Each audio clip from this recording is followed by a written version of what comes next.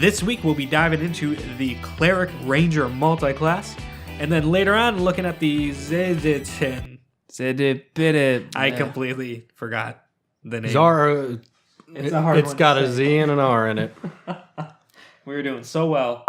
Welcome to Monsters and Multiclass. Welcome to 3 hours of screaming. Let's just try it again. Zaratan. And then later on we'll be diving into Zaratan from Mordekainen's Tome of Foes. And so, goddamn, It's gonna be Zaratons of fun.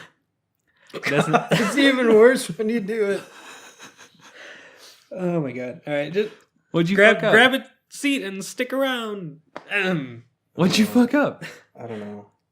Welcome to Monsters and Multiclass, your weekly Dungeons and Dragons fix between your sessions. I'm Kevin Odie. I'm Jared Bornigal. And I'm Will Meldon. And, god damn, Oh, God damn it, Kevin. I got in my own head with it. One more time. Welcome to Monsters and Multiclass, your weekly Dungeons and Dragons fix between your sessions. I'm Kevin Odie. I'm Will Meldon. And I'm Jared Bornigal. That's the fucking worst.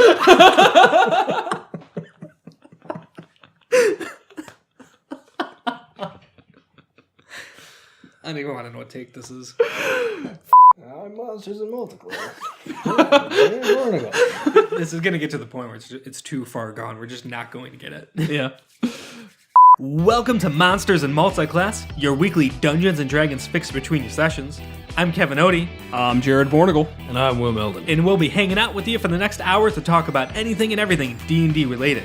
This week, we'll be taking a look at the Cleric Ranger multiclass, and then later on, Zaratan from Mordekainen's Tome of Foes. So pull up a chair and listen up.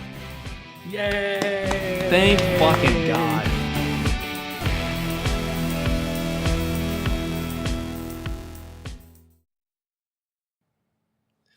All right, so today talking about the Cleric Ranger multiclass. So if you've been listening so far, you know that we're already unexcited because we've got Rangers on the table, and it just causes a lot of RP issues that I don't want to complain about to start. So let's just say Cleric first impressions, Cleric Ranger first impressions. Who wants to go? Well, I wouldn't say it causes RP issues, like mechanic issues. Really? Things don't mesh well with Ranger. I think that's where the issue comes in. RP, it's kind of whatever. You could figure out whatever you need. I disagree.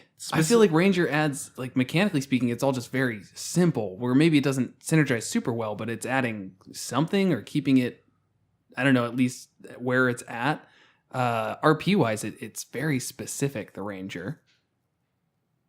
Is it? Yeah. How so? I don't know. It's very like you...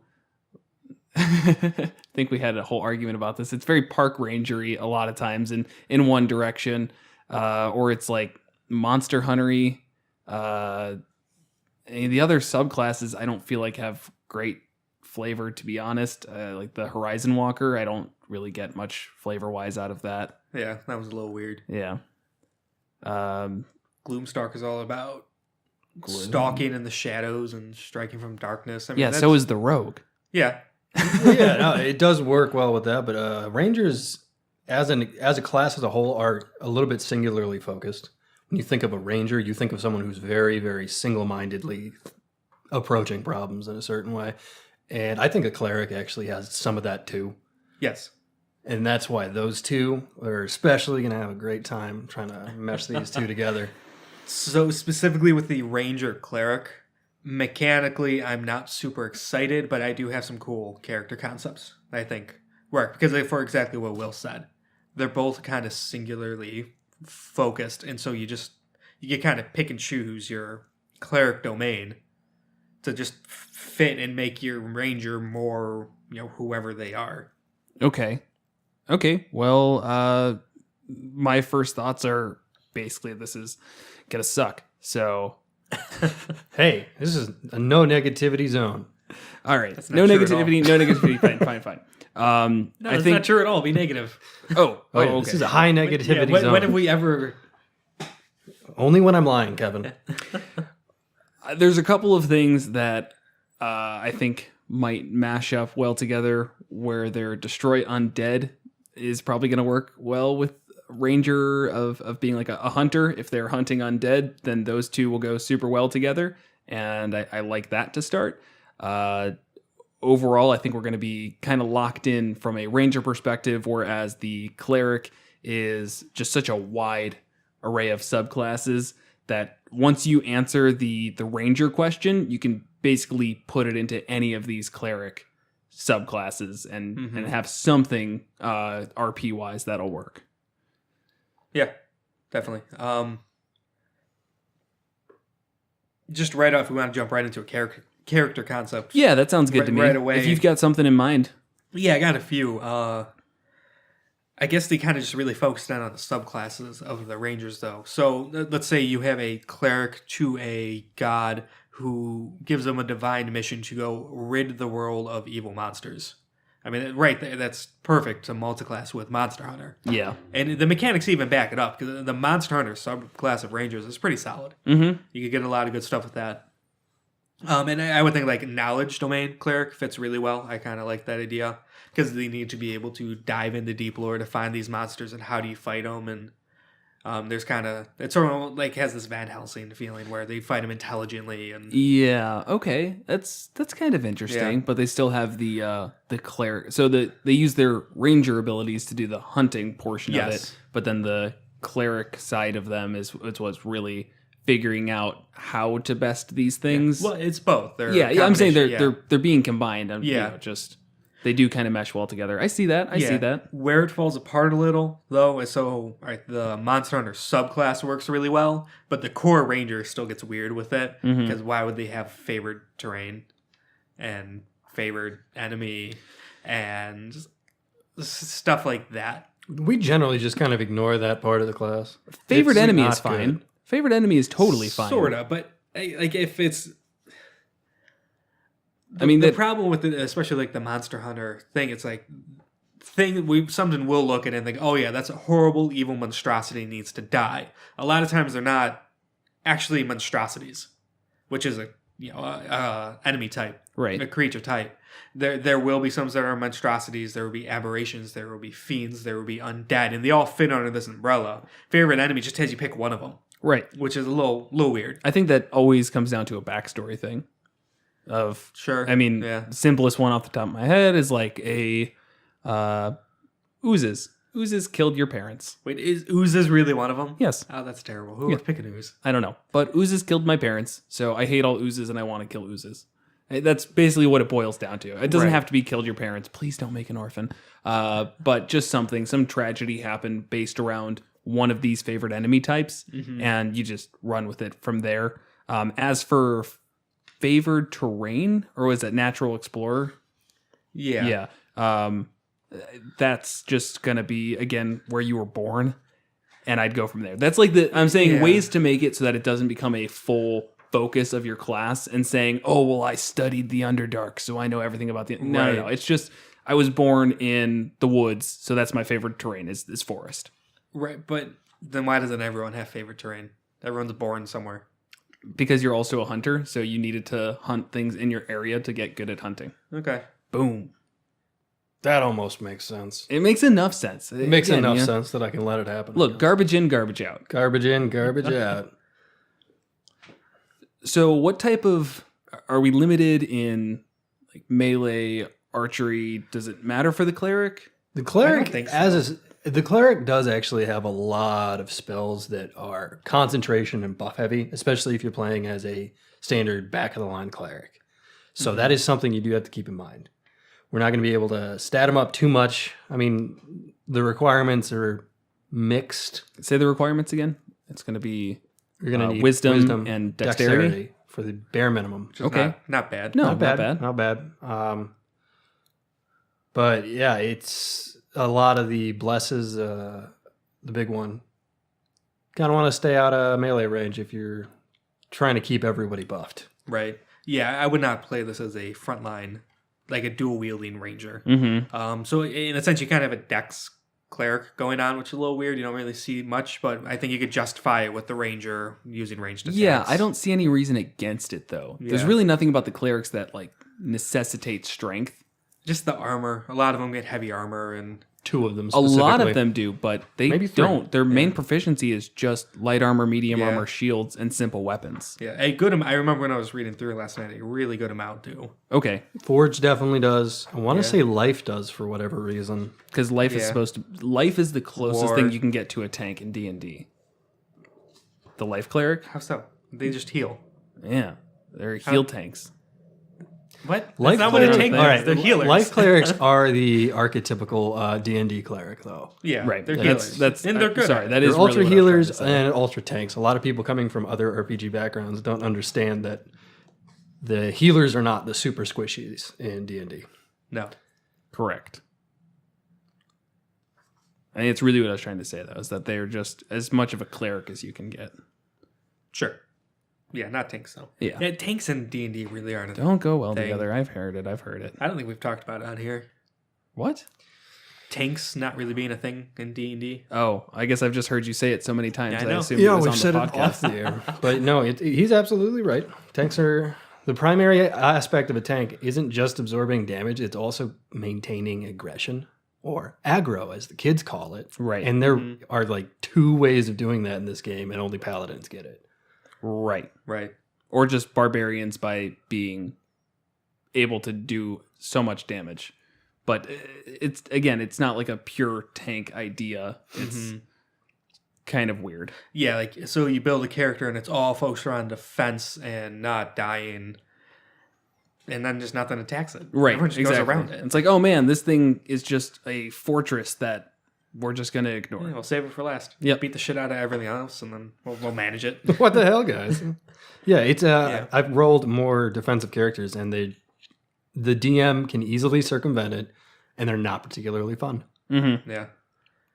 Yeah, so you need ways to get them to attack. So like you have the Sentinel feat, which helps. Yeah. Where like if you do an opportunity attack, they can't move anymore. And then they compel duel, but that's one creature and not for that long, and there's ways to break it. So yeah, it's very limited. Very, very. So one of the things for clerics is they do have that nature cleric. This kind of brings up the same issue that we had with the paladin ranger, where Druid Paladin. Sorry, where it seems like a really obvious synergy, but at the end of the day, you're kind of just getting spells that you'd already get as a ranger and not getting too much out of it. Yeah, it's double dipping. It's again, it kind of seems like people, the Wizards of the Coast saw someone may want a naturey cleric, and it doesn't work too well to multiclass into druid or ranger. The druid may not be bad, but that's another discussion. Yeah. So we'll give them a domain to do it. And so if that's the whole character concept, if you're not excited about any mechanical things you get from ranger, you just want to make them kind of naturey, just take the nature domain. Yeah, I mean, it has a couple of interesting things. Like it's got Divine Strike, which lets you add some elemental damage. Which all that's of them every, have it. everyone does that. Oh, Every they single, really do? yeah, it's just a different damage type. Oh, Life does fire. Right, okay. Light does fire. Life even has it. And it does radiant. Yeah. okay. So War adds just the damage type of the weapon. They all have a variation. Okay. Forge does fire. Yeah. What does lore do? What does the damage of that? the knowledge, Your knowledge, yeah. That may not happen. You're right.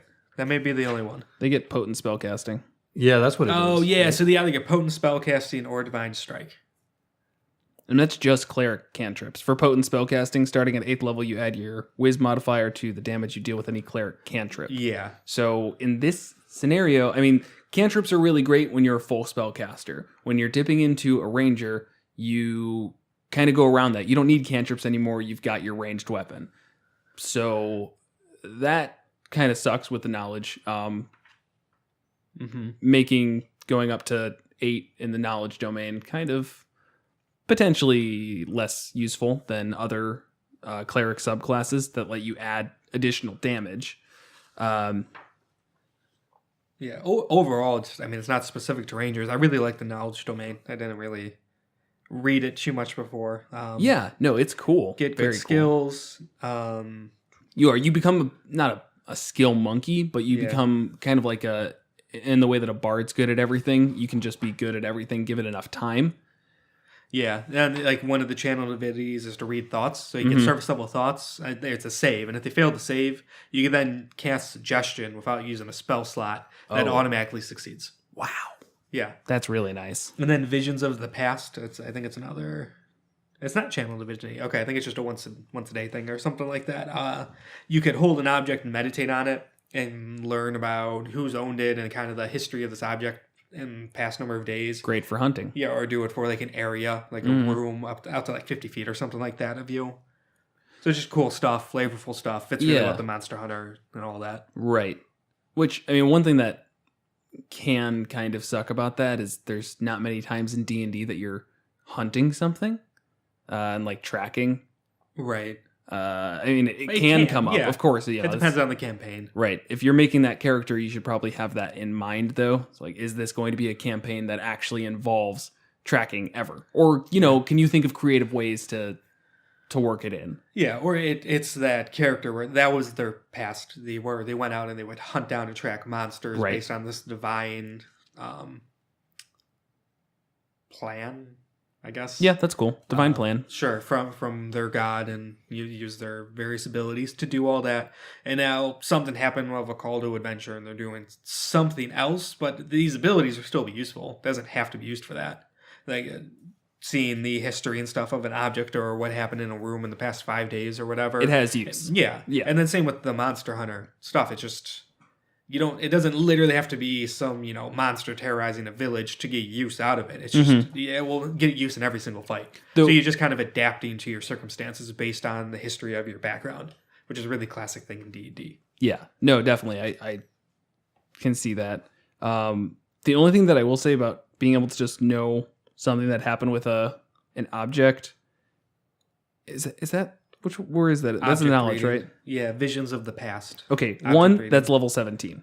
That's true. That's very late. Two, it's so weirdly specific where like you walk into a room and it's like, here's an object and I want to know what's happened to it the past couple of days. That just seems rather limiting to me.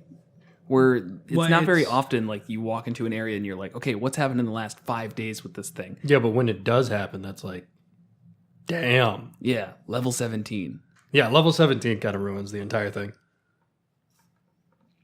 You think? Level 17? Yes. For a multi-class. Yes, definitely. Okay. Yeah. In general, it's like, just kind of a nice sort of flavor thing. I think it'll come up a lot, especially area reading. Area reading more so. Object reading, no. But you just get both. You could do either. Right. That's yes, the thing, you can. Yeah. It's short or long rest.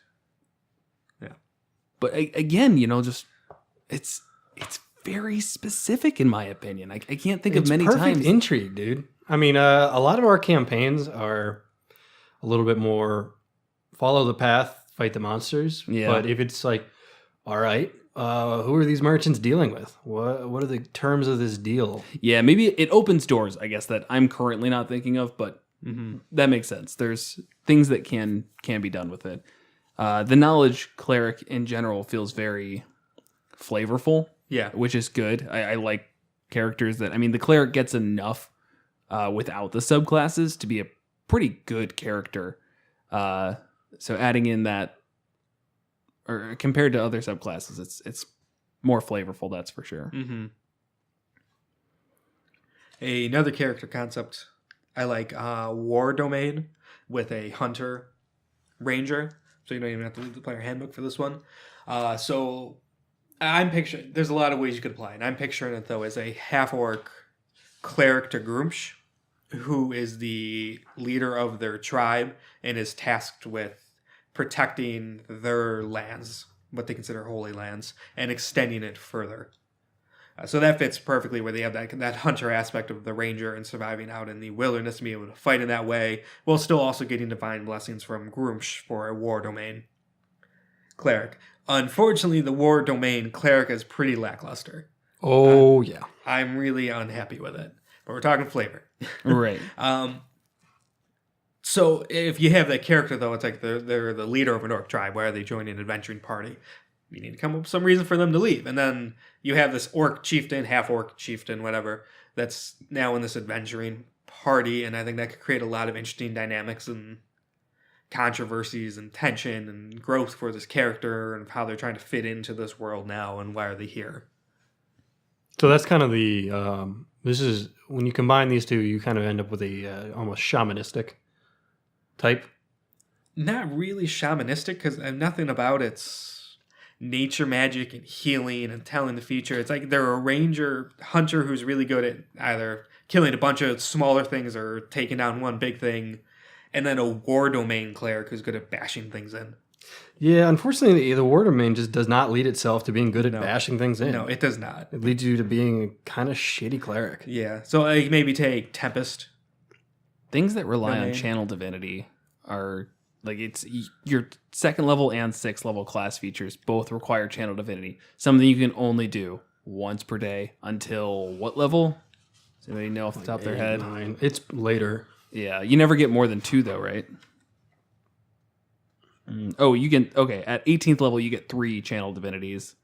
At 6th level, you get 2. oh, okay, that's not super far away. Hey, you've got 2 in Out of the Abyss now. Yes, but I also have a non-combat based channel divinity. Yeah, I know, but it's good to know. So okay, I mean that's all right, but again, that's twice per long rest you can do these things. I never like things that rely on Yeah, oh, and like, it's only just a once or plus twice. 10 bonus to your roll. Yeah, That's it. That's, Yep. Which is crap. Yeah, and then at 6th level, you could Do it give for that somebody plus 10 else. bonus. Yeah, that's all. yep. And then, at level 1, War Priest, so when you take the attack action, you can make 1 weapon attack as a bonus. Initially sounds great, but then you can only do this equal to the number of your wisdom modifier. Yeah, it's so and then you limited. need a long rest to reset it. It's like, what the hell is that? So at most, you'll do it 5 times a day. Otherwise, you you're get just a bonus attack 5 times. yeah. Woo! No, that sucks. That's seriously. When you get martial weapons and heavy armor. 8, you get divine strike that everything else gets, and then at 17, You become the avatar of resistance battle. to bludgeoning, piercing, and slashing damage. you get what Bear Totem gets at 3rd level. Yeah, I mean that's it's super lackluster. I like the flavor of it. I But- guess. So man, that sucks. You'd really be better off at level 15 just dipping into Barbarian. It's like, yeah, I'm not going to go into that. Level 14, sorry. Yeah. When you get the extra damage from Divine Strike. There's probably other stuff from Cleric. I'm just messing around. But if you really wanted that, you would get more out of dipping into Barbarian than you would. Right. So if I were going to do that chieftain character, Groom should very much fits into having their clerics be part of the war domain. But I think you could kind of fudge that a little bit and say, yeah, they're a Tempest. It's Right. like there's still a lot of anger and Volatility. Thank you. There you go. There. Yeah, that works. Yeah.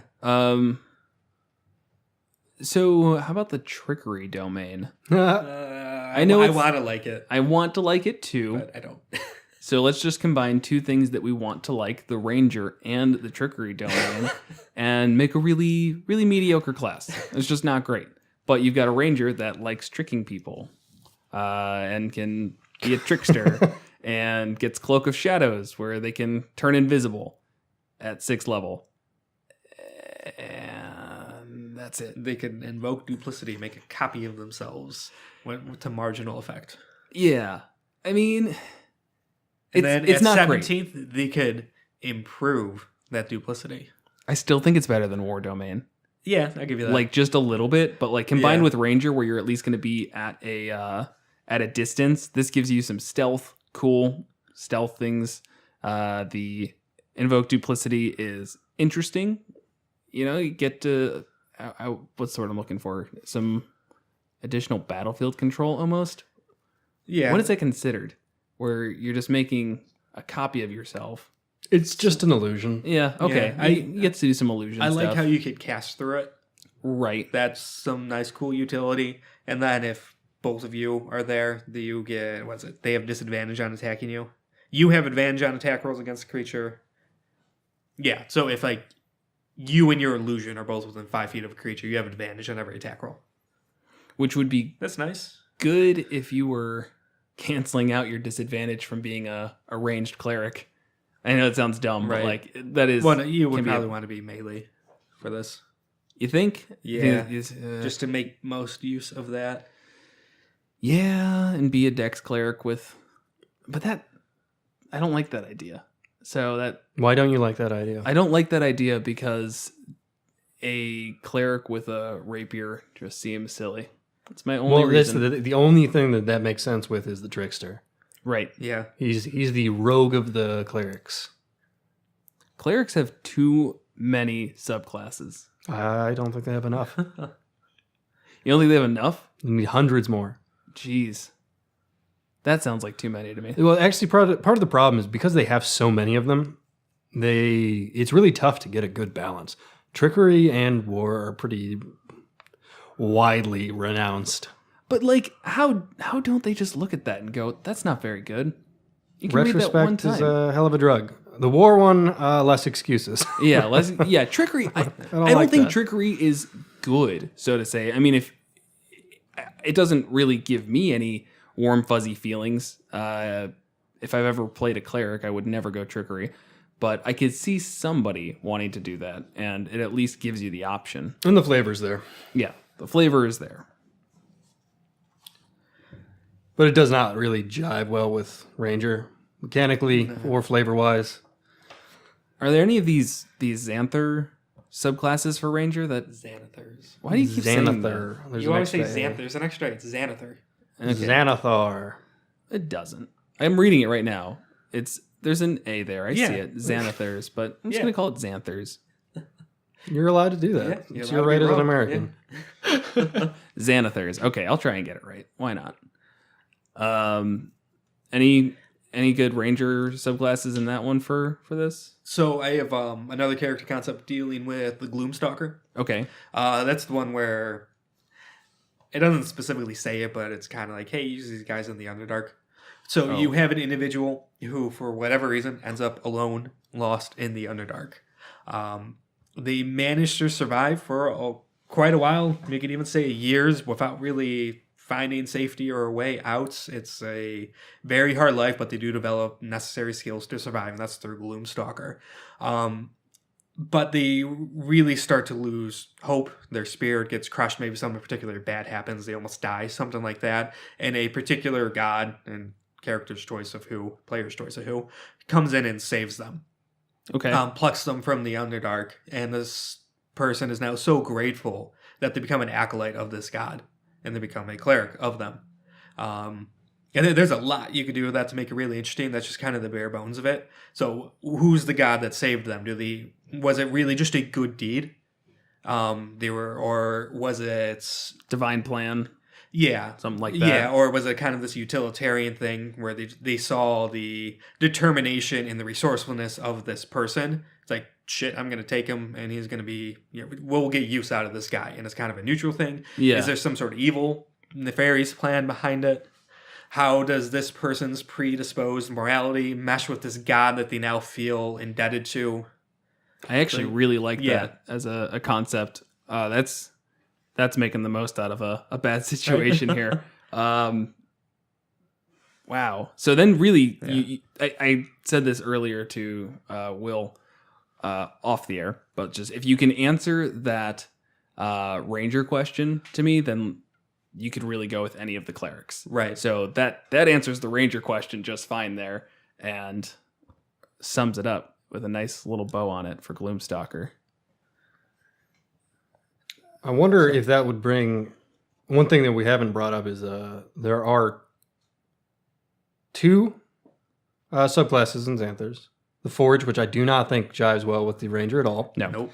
The Grave Domain, maybe a little bit. Especially something like your little survivor Gloomstalker. I could see a Death God being impressed by that. Yeah. Yeah. Definitely. And the Grave Domain's decent. Yeah, it's not bad. It's worth noting, this is not the Death Domain, which is in the Dungeon Master's Guide, and was once again That's more... confusing. This one that was like the Oathbreaker Paladin. Right. It was more targeted towards NPCs or ideas or evil campaigns.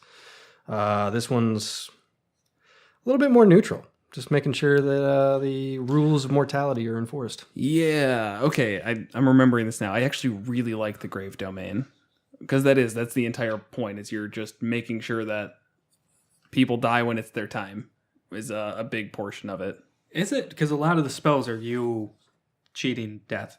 Well, that's not Right. cheating death. That's Making sure it's the right time. yeah, you're healing people. That's You're your not- view okay. of it. Your view Okay. is you're prolonging their life because it's not their time to die. It's not your time to die. And that works, as he said, really well with your Gloomstalker setup because something plucked you from death when it wasn't your time yet.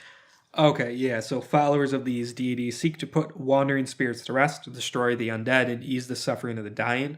Their magic also allows them to stave off death for a time, particularly for a person who still has some great works to accomplish in the world. This is a delay of death, not a denial, for death comes to all in the end. There we go. I ad-libbed that past part. I thought it sounded better. Oh. Well, it sounded great. I Yes. couldn't even tell. No, I actually really like that then. That's a great combo. What about mechanically speaking? Any good synergy? Yeah, sure. It's just kind of universally good if anyone. Yeah. A lot it's of undead standalone. stuff. I mean, there's always undead stuff. If you wanted to be an undead focused ranger, cleric is a good mix for it. Sure. Favorite enemy undead. Definitely. Yeah. Good idea there. I think I said that in the beginning actually. Right. What Yeah, like so when you would normally roll one or more dice to restore hit points with someone who has 0, you just get the maximum. It's just a good thing to have, like healing word or whatever. You also learn spare the dying as a cantrip, which doesn't count against the number of cleric cantrips you know, and it has a range of 30 feet. That basically stabilizes someone who's unconscious, and you can do it from 30 feet away. Yeah, So, I really that's like good. that one. Gloomstalker just overall is a pretty solid subclass. I think as we've talked about before, Yeah, the level 3 stuff is nothing crazy, but it's just like a consistent benefit. You get addition to your initiative roll through your wisdom modifier, and on the first turn of each combat, your walking speed increases by 10, and any attack that hits gets an extra D8. So, I mean, it's good. It's Yeah. nothing that's game changing, but it's something. And you get your dark vision. Is there anything in that class, because I don't feel like reading through everything right now, that really pops out as like a significant level milestone? the one where anything that relies on dark vision to see you in the dark cannot see you. You're invisible to them permanently. That is level 3. So That's level 3 as Yep, well? Oh, Yep, okay. that's Umbral Sight still. Yeah, that one's really nice. Anything with dark vision, and it's dark, you're basically invisible. You are invisible, Yeah. which is just crazy when you think about it. Yeah, as a DM, that's one of those things that's a little bit tough. You've got all these creatures that now can't see you at all unless they use torches, which they're not exactly likely to use. Yeah, no reason to, unless you have things that are fighting you and are learning, but that's probably not going to happen because you're killing them. You're invisible. I really like Stalker's Flurry. At 11th level, you learn to Yeah. attack with such unexpected speed that you can turn a miss into another strike. Once on each of your turns, when you miss with a weapon attack, you can make another weapon attack as part of the same action. That's really cool. I mean, that's Right. just so good. You miss an attack, you get another chance. What's the worst thing in D&D? Missing attacks. Yep. So that's at 11th level. Yeah. Clerics at 9th level get what? I know I like to think about this, the perfect world of level Getting a 20. 20, yeah. And more importantly, just where's a good switching point, really. So clerics are full casters, rangers are half. That's always something to keep in mind. Every bit you go up in, cleric's going to be a lot more beneficial to a ranger than going up in ranger for a cleric when it comes to spell casting. Yeah. So if we do 11th level, 9th level gets you more spells. It's a lot of spells, up to 5th level as a cleric. I mean, really, if you're going that route, you're just doing, no matter what level you go up to in either, I feel like you're getting a pretty good mix, except for going really high in Ranger, because as we've discussed many times, high-level Ranger stuff is just pointless. Right. So that's getting you up to, at most, or at least, 11 levels of Ranger, and then however many levels of Cleric you want. You can mix and match how you want. I actually really like this. Yeah. I think that's good. It's got good edge. Just a good amount, good enough edge. It's nice and honed. So yeah, that's a good one. The rest of them look a little bit shitty in comparison. Yeah. But these two, again, just to reiterate, Grave Domain and then the Gloomstalker. Those Right. two together, bueno. Everything else, Xanthers for good try. excellent subclasses. Yep. all around. I love Xanathars. It's a great book. It is. Okay. Another character concept. Yeah, go for it. Got one more. That's good. Yeah. I guess it's somewhat similar to the half orc one, but essentially he has some obscure god that maybe most of its followers have The been- fog cloud god. have died and wiped out for whatever reason. The worshippers of this god have very much dwindled. So you have this lone acolyte to this god, who's protecting their holy land, and he or she is staying there as a protector of this land. So it kind of fits perfectly for ranger cleric. Yeah. Okay. Which domain? I don't know. Whatever you want, really. It could Whatever go that any, obscure god is. Yeah, Yeah. Could go really any way there. That's something we've never I really. guess nature would probably make the most sense Yes. for that one. I know I said it's double dipping, but it actually kind of works for this one. Yeah. Yeah. That's something that I feel like I've never had an issue with as a DM is making up gods. Yeah. Like they list out a whole bunch that you can work with, and they all Right. have their own backstories. But it's like we're in a world where there's this many gods. Why not add one or two more that are obscure gods or made Right. up, whatever? So I can see that working really well. It's the only issue, though, is what's the call to adventure? Is this going to be a situation where the god is getting really, really sick of you being his only friend? Yeah, It's Could like be, you yeah. get the hell out there and you start preaching the word of foggy clouds. or That's whatever. actually- Absolutely. Yeah. that's actually a really funny way to think about it. Where they're just like, yeah, like my god doesn't really want to talk to me too much anymore, and needs some new friends, and I'm the only one who can do that. So now they got to be a little bit preachy. Or you feel this holy land you're protecting is safe for now. You've bested some threat that's been going on for a while, and it's like, all right, it is time to recruit more followers. Let's go out into the world and do this. Or the opposite. It's going to be under attack, and you need to recruit people to help. Yeah. Yep. Or if it's one of the kind of epic tale campaigns, there's some big world-ending threat, and this god recognizes it and sends you to go help. It's Right. like, And you're like, what about the Holy Land? It's It's like, like, it doesn't matter. if the entire world is dead, it doesn't matter. Yeah. That, I like that it. lends itself very well to an awkward, kind of weird character, especially if they've Yes. devoted their entire life to this weird Yes. isolation and strange class composition. Yeah. Yeah. Things like this, though, I always hate starting them at level 1, like that type of mix, because it's like, oh, it makes sense why they're clericy, it makes sense why they're a ranger, but starting off as a ranger and then becoming a cleric at level 2, maybe there's ways around it, but those are just things that I always dislike the idea of adding in that midway. Interesting Yeah. backstories do not lend themselves well to low levels. Right. No. You're level 1. You're not an interesting person yet. Yeah, that's a good way to think about it. Yeah, it's usually there's been some event that slightly bumped you above the average person, and now we're going to play and see how you develop. Yeah, that's fair. That's fair. And actually, I think in Xanathars, they have that whole building your character section, and I think it covers that to a degree about... like you roll for interesting things and all that, and it has you add more or less based on your level, which I kind of like. What it's just that idea that it's getting at there. If you're making a level 15 character, a lot of your heroic deeds and crazy stuff would be behind you at that point. Yeah. You're coming in with this character that's like they probably already gone through an entire arc of developments and resolution and all that, and now you're coming in for probably more, but whatever. But if you're level 1, you kind of have your childhood and maybe one event. That'd be a fun character to kind of reverse the trope. Start a nice high level 15 character. It's like, what were you? I was a farmer. It's like, you're one of the third most powerful fighters in the realm. Are you actually trying to claim that you were just a farmer? So we had some wolves occasionally. How many? I don't know, 290,000? Oh man, breaks out the abacus. Approximately 4 million wolves. Just a normal farmer. Fertilizing my field with the death of a species. Yeah, wiped out the wolf population, so that was cool. 200 XP at a time. Okay, actually, it does it on age, Oh, okay. which is an interesting thing too. Is like usually if you're playing a high level character, they're probably going to be older. I don't know. Every time I have a character and they're 20-something, they reach their highest level in that year. So Yeah, that's true. Sometimes in the month. in the month, doesn't matter. It's difficult to pace. It is. It's always, kind of a little weird. I'm a big fan of time skips. Yeah, because we're in the abyss right now. We're trying to get out of the abyss.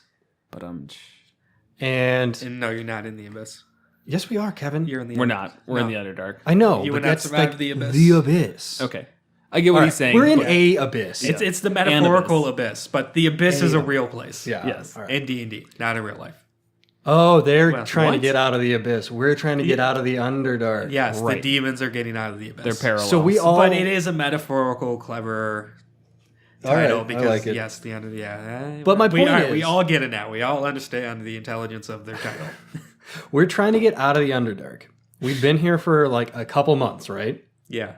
When we got in here, we were like these amateurs. By the time we come out of here, it's going to be like less than a year, and we're going to be these like seasoned, hardened, brutal people who've done incredible things. It kind of almost fits for that one just because it is such a tough life down there in the Underdark. Sink or swim. Yeah, like you're put through the ringer. It's like But you're our gonna adapt relationships are going to just fall apart. It's Oh, like, yeah. oh, Saucy, my character, you're back. Let's have some drinks and enjoy our normal lives. I'm like, no, I've killed too many. I'm not the Saucy you once knew. Oh man, now I have to start thinking about. Well, God, I have to think if my character's going to make it out of this campaign. But on top of that, what they'll do afterwards. That'll be fun. Well, back to my job.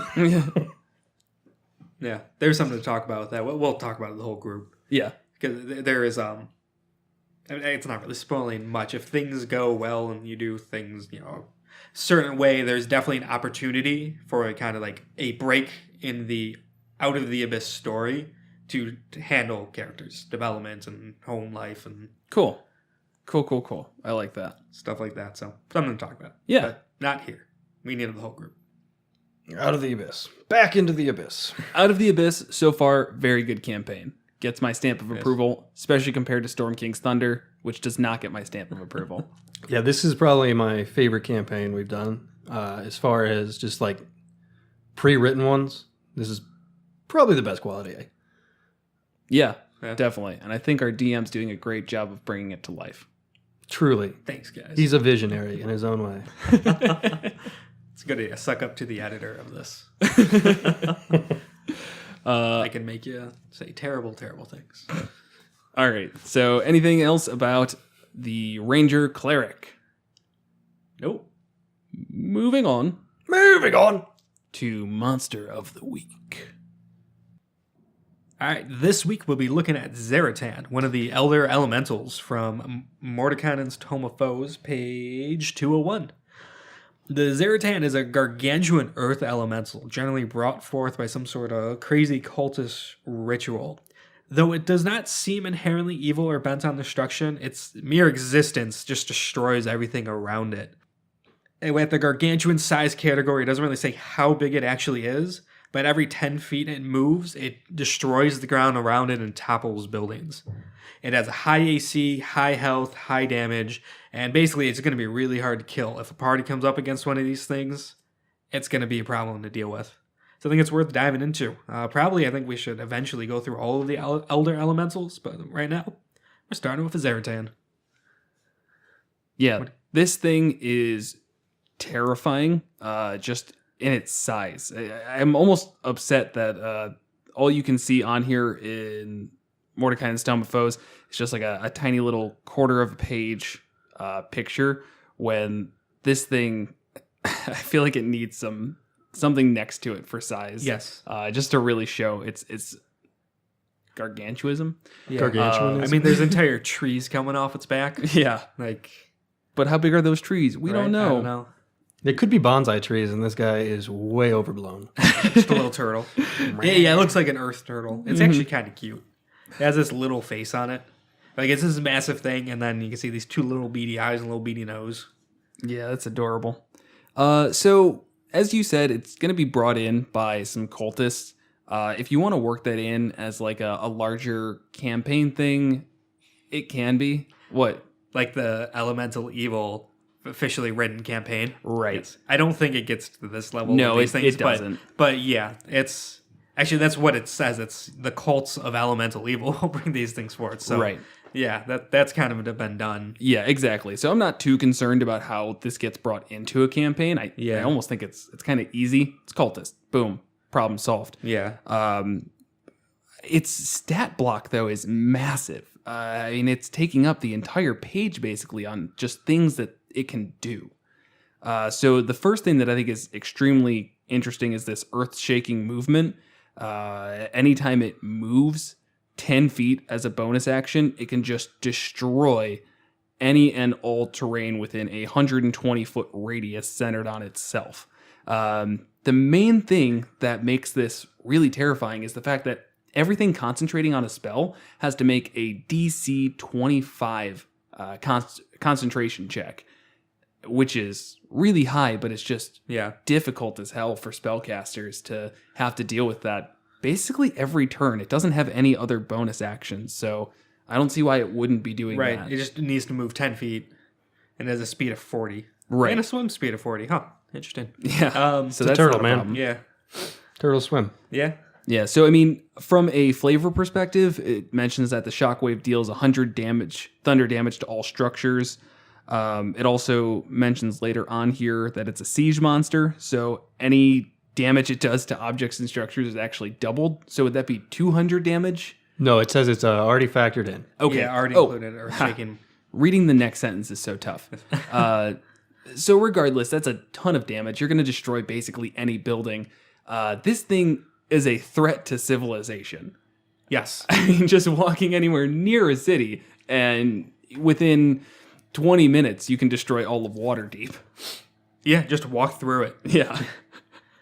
That's all. And I mean, with such a high AC of 21, 307 hit points, and the ability to quite literally turtle. They call it retract, but it pulls its limbs in, and then it can regain health while in there. Yeah. It'd be hard to kill. One kind of weird thing, I feel like they missed an opportunity down here. So this is challenge rating 22. So everything about it's crazy and high, and I don't think you need to be afraid of it being so beefed up. Is a damage threshold. So, like in the Dungeon Master's Guide, it goes into kind of stats and stuff for like vehicles, like boats and rowboats, and stuff like that, airships, and they all have damage thresholds, where if you attack it and do under the damage threshold, it doesn't actually do anything. So if it has a damage, like if an airship has a damage threshold of 9 and you shoot into its side, of 10, and you shoot into its side and do 9 damage, it doesn't take any damage because it's a piece of wood. Right. It's like, it's fine. You need to do high enough to actually call structural damage. This thing is just, it's rock, it's earth. Like, I can't see somebody walking up with a rapier and poking it in the side for 5 damage and it actually taking that damage. It feels wrong. Like, it seems like, how would you actually attach this thing? Everything needs to be like a devastating hit. Right. This makes it almost seem, because, I'm imagining a scenario where this thing appears a mile outside of the city and it's walking towards the city, and now it's up to that city and whatever adventurers to now stop this thing.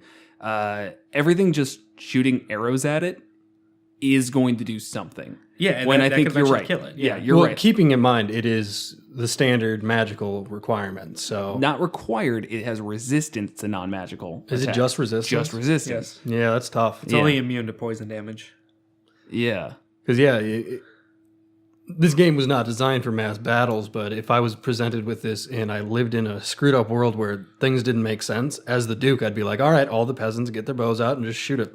Like all 500 peasants I can find with bows. Right. Shoot it once. I mean, the only thing stopping that is the AC of 21, and that's just natural armor. yeah. I know, still, with high enough numbers, as we've determined by our Goblin Coliseum, that again We've needs... never discussed it. I know, it needs its own episode. The biggest mistake we've ever made. Yeah. How many goblins do you think a group of 4 adventurers in the middle of a stadium, level 20 could take out? It's a whole conversation, a lot of numbers. So, anyways, based on that conversation, we know that things are going to crit. It's just a matter of chance when you roll a d20. 1 in 20 are going to crit. Those automatically hit. So even if you have peasants firing bows, they're still going to do some damage. Whether or not it's almost like you just have to ignore that. Yeah, sorry, we did a time skip there. Somebody is using a leaf blower, even though it is dark out and cold. And not it's that cold. outside the window. It's cold. All right. Yeah. So we thought, we'll wait and then just keep going. So we're just going to talk over it. So I'm sorry. You're going to hear a leaf blower in the background. All the windows and stuff are closed. I guess it's just Lynn. We're in a basement. Yeah. Something seems to happen every episode, which gives away this is not a professional setup. We're sitting in a basement. But at least our voices sound really good. And so does the leaf blower.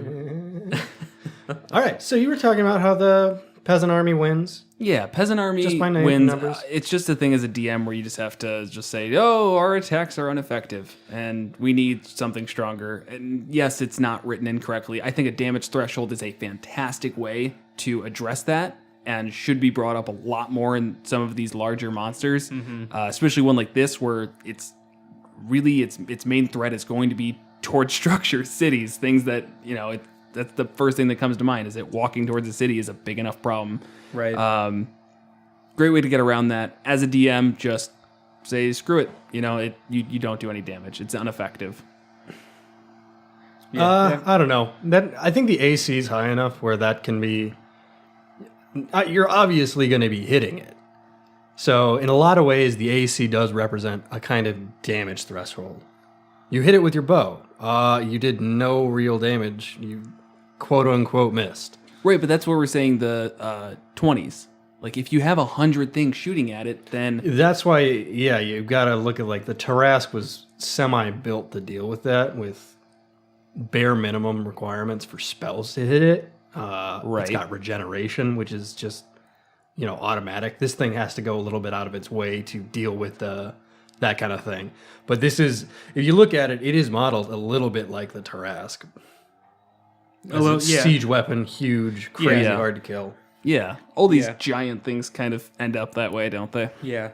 Yeah, so this has quite a few legendary actions where you can do an additional attack or stuff like that. Which I love. I love legendary actions. We haven't really had any monsters so far that had legendary actions, which is crazy. Yeah.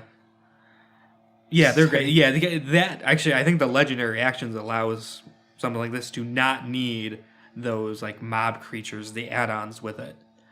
Because they can continue to do stuff outside of their turn. Right. Like every time we're talking about one of these big things, we always seem to bring up we can't just have one thing, we need to add other stuff to it.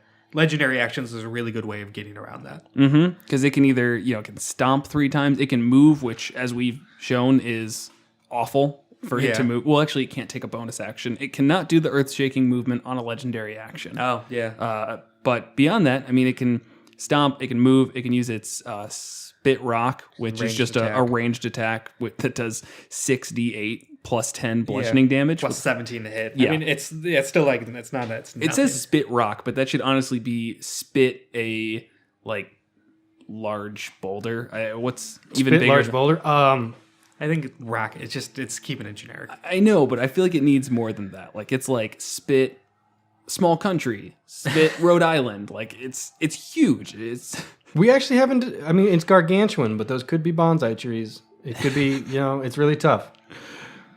We need some real numbers before we actually make any calls on that. Yeah, and it also has this spew debris, which is not a legendary action. To go back to its actions, that's basically it's a 90-foot cube.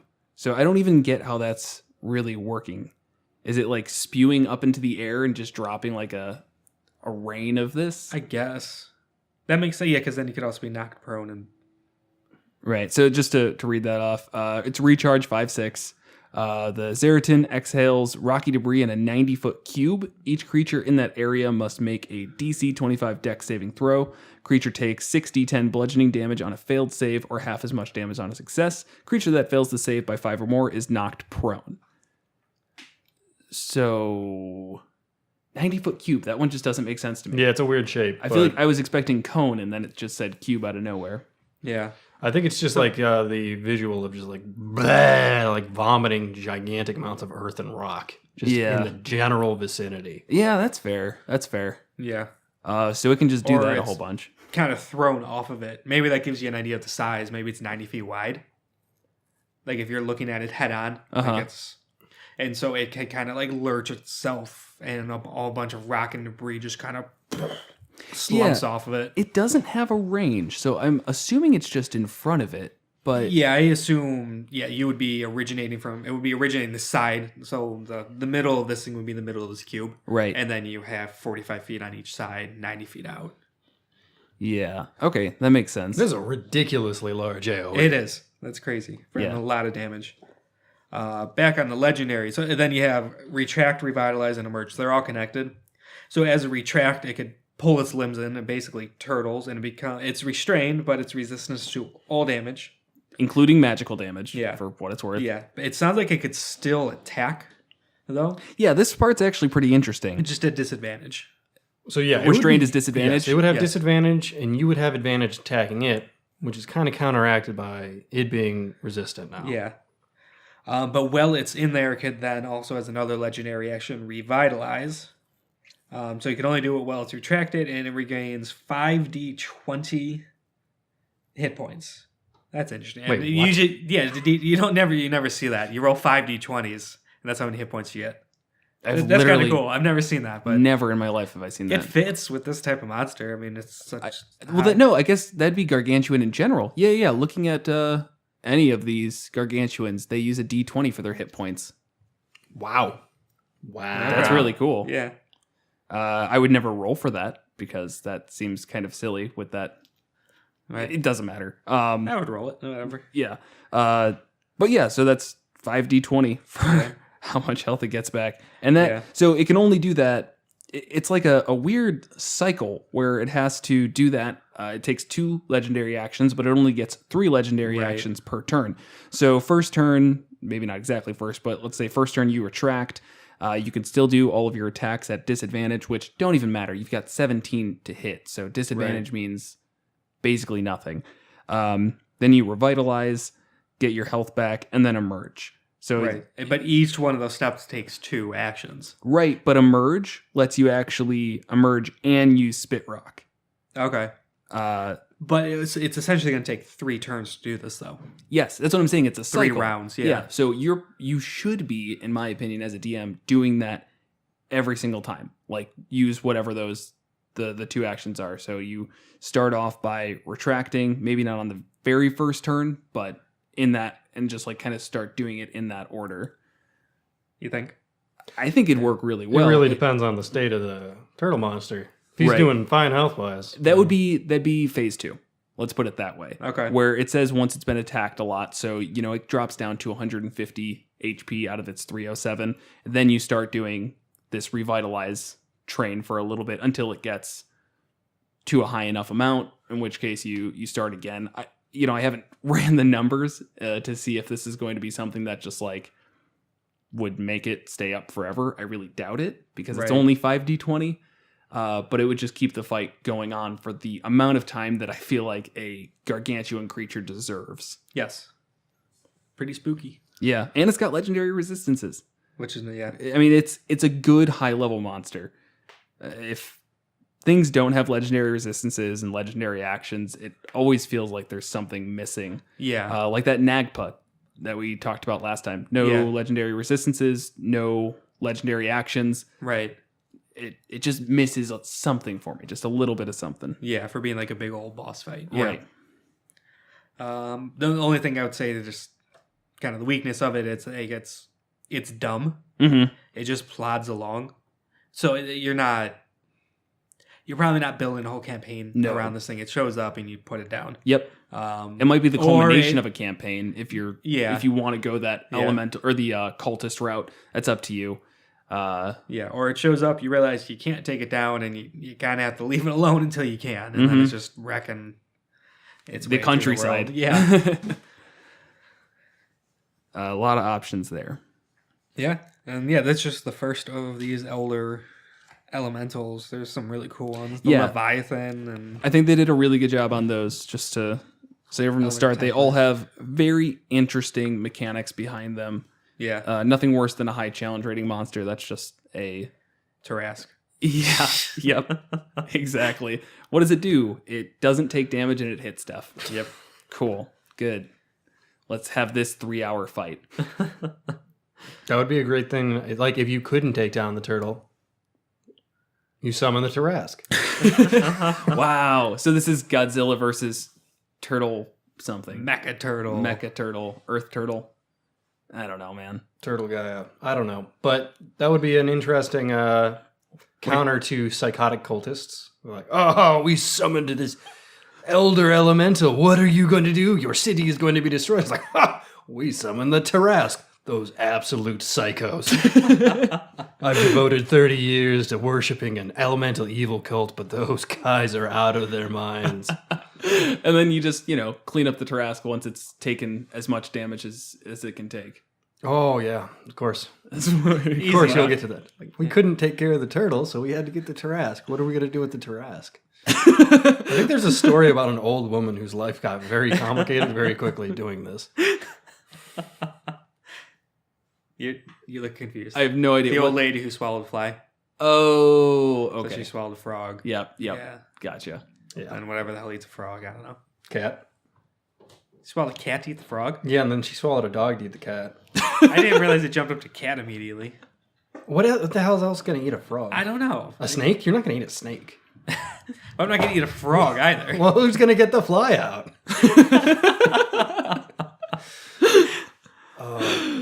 That could be a good Eldritch Horror style monster. The old lady who swallowed all these different enemies. Until she became... This horrible monstrosity. Yeah. Yep. I'd fight that. Yeah. All right, we're ending it. All right. Sounds good. Thanks for listening. Next week on Monsters in Multiclass. Join us as we discuss the Cleric Rogue multiclass and our monster of the week, the Nilbog.